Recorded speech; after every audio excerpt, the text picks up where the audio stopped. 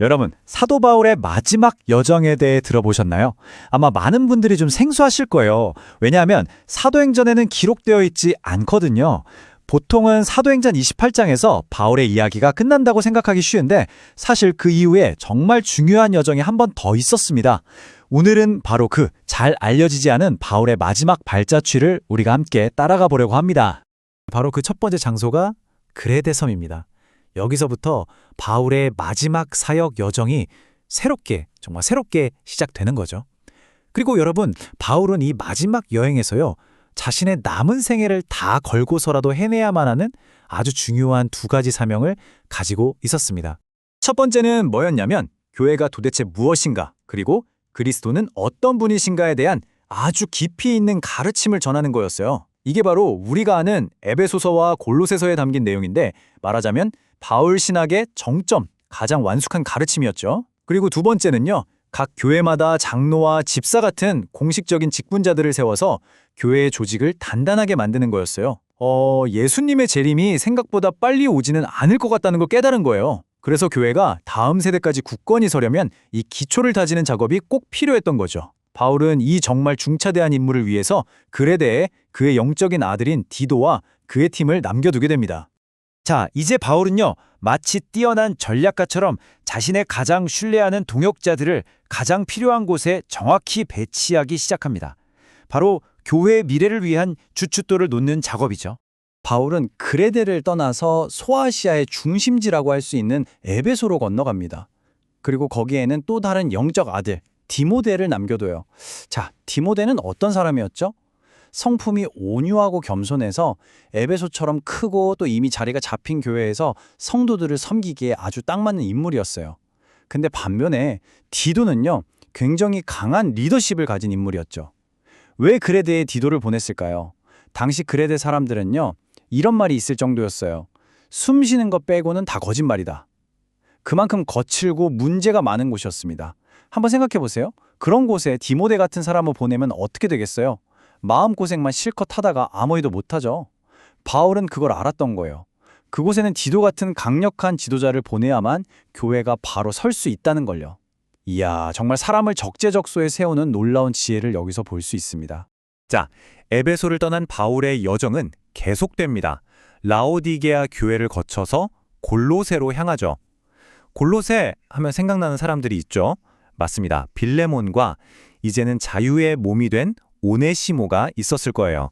그곳 교회들을 방문하면서 역시 그 완숙한 복음의 진수를 가르치고 또 교회의 조직을 위해서 장로와 집사를 세우는 일을 계속합니다. 그리고 여러 도시를 지나서 드로아까지 이르게 되죠.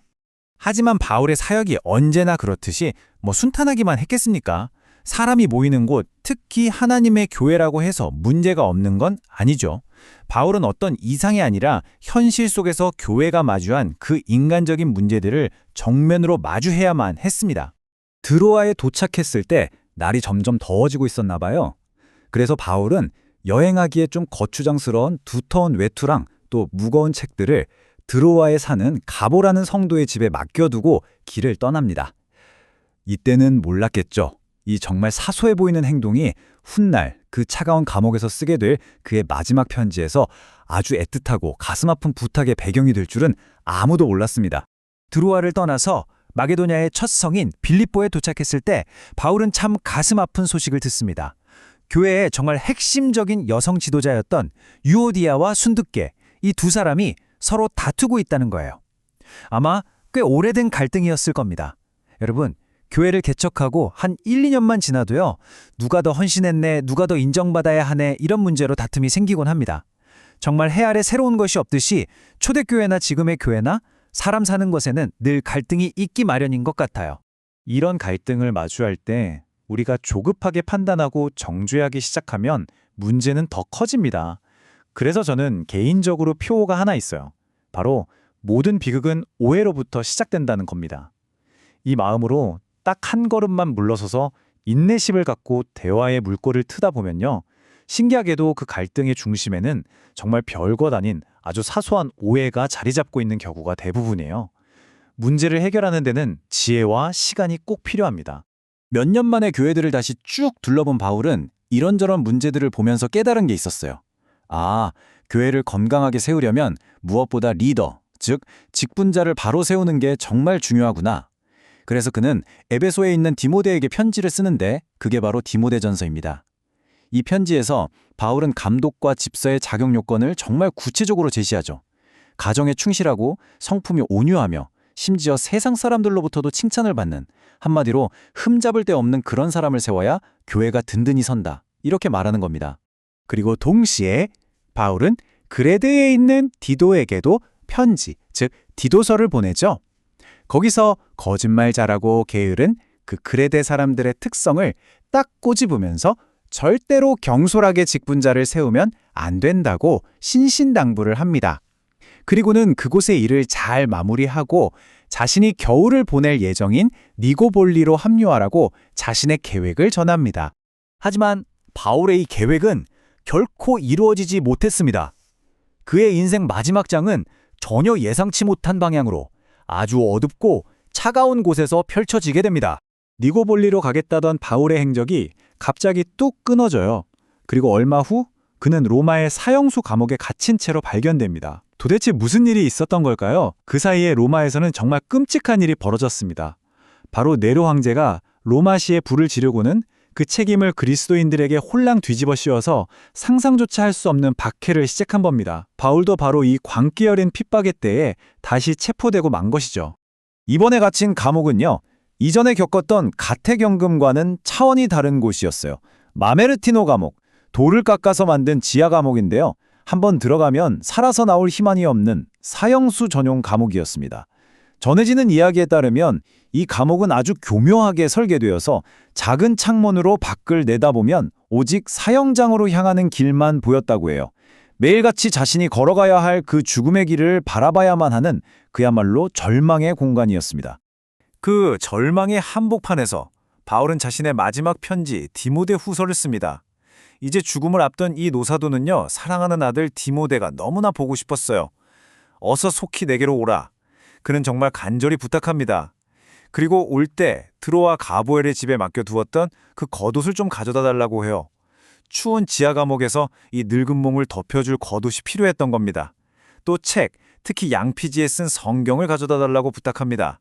마지막 그 순간까지 말씀을 붙들고 싶었던 거죠. 그리고 마가를 꼭 데려오라고 말합니다. 한때 자신을 떠났던 청년 마가.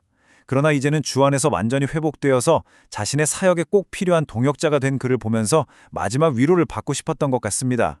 그리고 이 마지막 편지에서 바울은 죽음을 바로 눈앞에 두고 디모데에게, 그리고 시대를 넘어서 오늘을 살아가는 우리에게까지 여전히 살아 숨쉬는 강력한 유언을 남깁니다. 디모데 후서 3장 말씀입니다. 너는 이것을 알라. 말세에 고통하는 때가 이르리니 사람들은 자기를 사랑하며 돈을 사랑하며 경건의 모양은 있으나 경건의 능력은 부인하리니 이 같은 자들에게서 네가 돌아서라. 여러분, 이 말씀을 가만히 묵상해보면 마치 지금 이 11세기 현대사회의 모습을 그대로 예언하고 있는 것 같지 않으세요? 인간성이 파괴되고 이기심과 탐욕이 가득한 시대를 향한 바울의 날카로운 경고입니다. 자, 이런 시대를 살아갈 디모데에게 바울이 내리는 유일하고도 가장 중요한 명령은 바로 이것이었습니다. 디모데후서 4장 말씀이죠. 너는 말씀을 전파하라. 때를 얻든지 못 얻든지 항상 힘쓰라. 사람들이 이제 더 이상 바른 교훈은 듣기 싫어하고 자기 귀를 즐겁게 해줄 그런 달콤한 이야기만 찾아다니는 시대가 올 거라고 경고합니다. 그럴 때일수록 너는 다른 곳에 한눈 팔지 말고 오직 진리의 말씀을 전하는 그 전도인의 직무를 다하라고 엄하게 명하는 것입니다. 이 마지막 당부를 남기고 바울은 마침내 자신의 인생 전체를 돌아보면서 이렇게 선언합니다. 디모데후서 4장 말씀입니다. 전제와 같이 내가 벌써 부어지고 나의 떠날 시각이 가까웠도다.